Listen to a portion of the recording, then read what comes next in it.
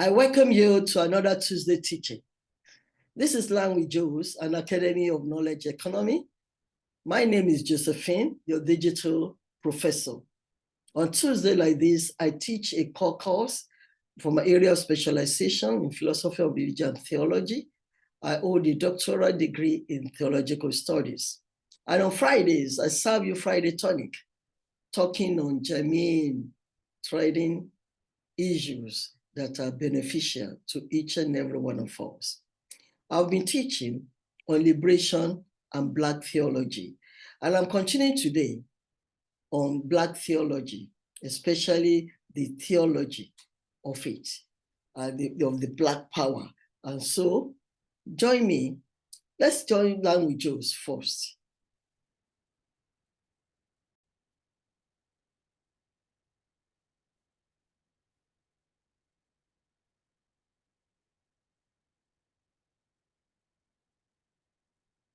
I welcome you back.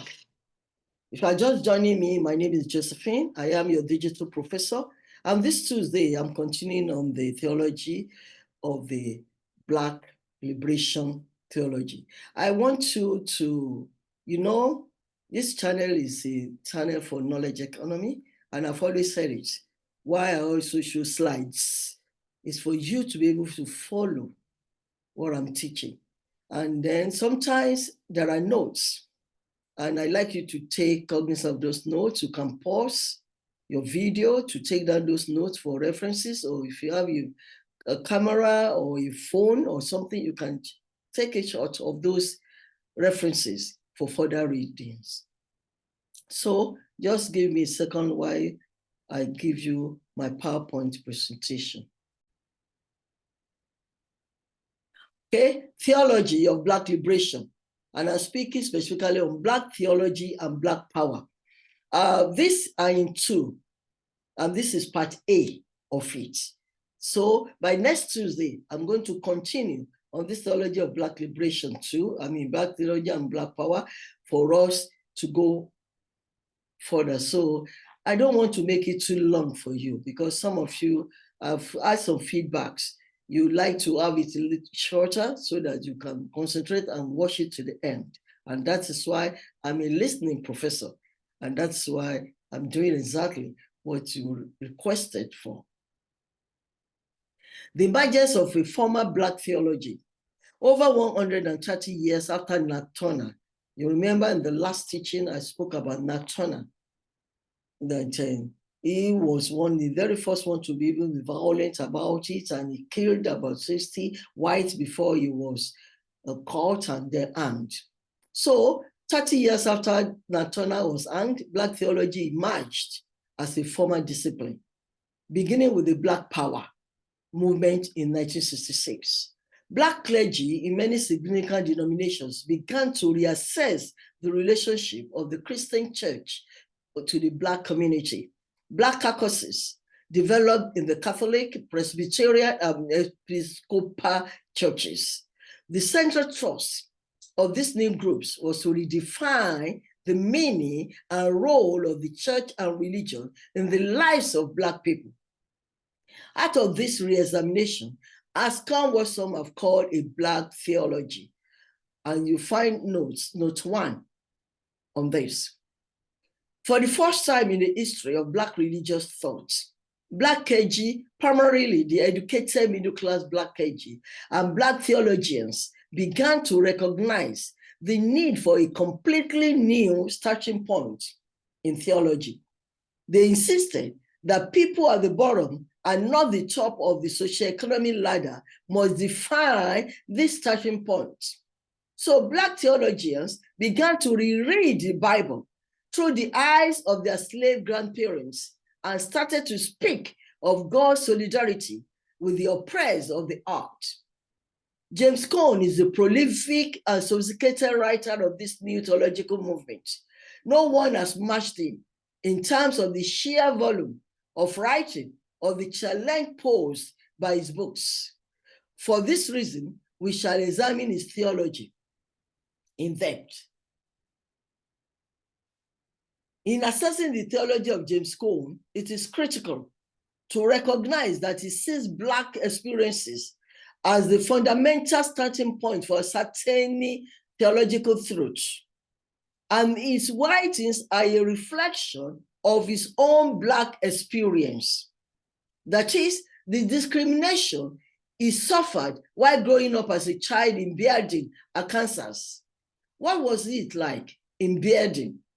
It meant attending separate but equal schools, going to the balcony when attending a movie, and drinking water from a colored fountain. It meant refusing to retaliate when called a nigger unless you were prepared to leave town at the precise moment of your rebellion. You had no name except for your first name of boy, no two. You know that. Con concedes that my theological reflections are inseparable from the Bearden experience. What I write is urged out of my blood. No, 3. Con says, it is this shared experience among Black people in America that Black theology elevates as the supreme test of the truth. Black theology knows no authority more binding than the experience of oppression itself.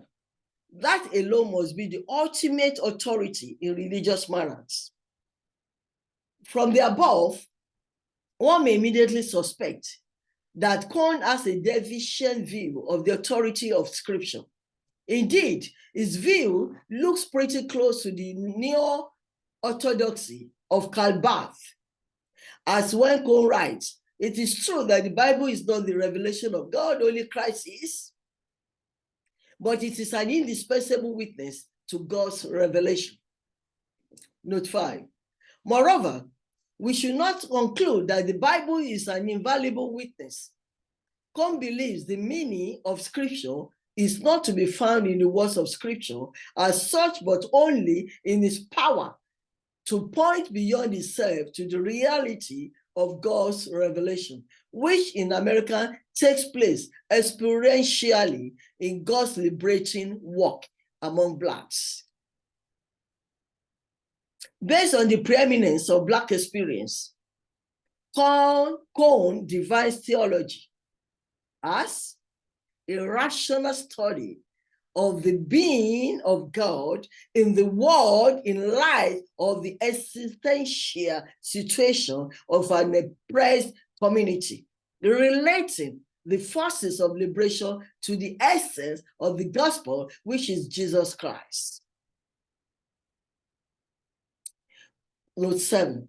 Cohn's theology asks and seeks to answer the question, what does the Christian gospel have to say to powerless Black men whose existence is threatened daily by the insidious tentacles of white power? Note 8. In answering this pivotal question, Cohn emphasizes that there is a very close relationship between Black theology and what has been termed Black power.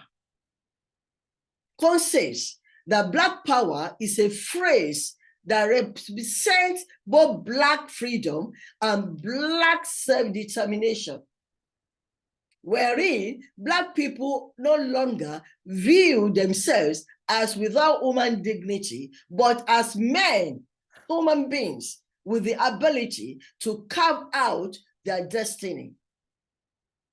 Note 9. Cohn says Black theology is the religious counterpart of Black power. Black theology is the theological arm of Black power, and Black power is the political arm of Black theology, says Cohn. And why Black power focuses on the political, social, and economic condition of Black people, Black theology puts Black identity in a theological context. Note 11. We gain insights about what Cohn means by Black theology and Black power by understanding what Blackness means in his theology. Cohn notes two aspects of Blackness, the physiological and the ontological. In the first sense, Black indicates a physiological trait It refers to a particular black-skinned people in America. Note 12. In the second sense, black and white relate not to skin pigmentation, but to one's attitude and action toward the liberation of the oppressed black people from white racism. Note 13. Blackness is thus an ontological symbol for all people who participate in the liberation of man from oppression. Note 14. Seen in this light, blackness can be attributed to people who do not have black skin, but who do work for liberation. By contrast, whiteness in Cohn's thought symbolizes the ethnocentric activity of madmen sick with their own self-concept and thus blind to what ails them and oppress others. Whiteness symbolizes sickness and oppression. White theology is therefore viewed as a theological extension of that sickness and oppression. Note 15. So having established that the black experience is the governing principle in Cohn's interpretation of scripture, it is essential to understand how this governing principle has affected his views of special doctrines. I mean specific biblical doctrines. These are the notes that I mentioned. That note 1 for Charles Hamilton, the black preacher in America. Note 2, James Cohn. Note 3, James Cohn. Note 4, Cohn Theology. 5, James Cohn. You see, he has written a lot. And he has volumes and volumes of books on his black theology's thinking. In Tuesday teaching that is coming next, I'm going to go to specific these biblical doctrines. God, Jesus Christ, the church, what in his thought, that is James Cohn, black liberation thought, what he thinks about these concepts and these terms, biblical doctrines terms. That's what I'm going to teach Tuesday. So up to 15. So if you go online, you buy his books, you read if you're interested in his thoughts, in liberation thought, to learn more about it. So having dealt with that, I want you to join in on Tuesday to learn more about James Cohn theology, black theology, his thoughts on the black theology, what he thinks about these specific biblical doctrines of terms like God, like Jesus Christ, like church, like all those things. That's the teaching for next Tuesday. I want you to have a wonderful week. Please always check my description link for any information that might be very good for you to learn from. Either for books, either for, you check it. And if you are yet to subscribe to my channel, please click that subscribe link. And if you have not turned on your notification to receive anytime I release new videos to get notification, please turn it on. I love you all, and I want you to continue to encourage me with your feedbacks, encourage me with sharing my videos. Thank you so much. Have a blessed and wonderful week.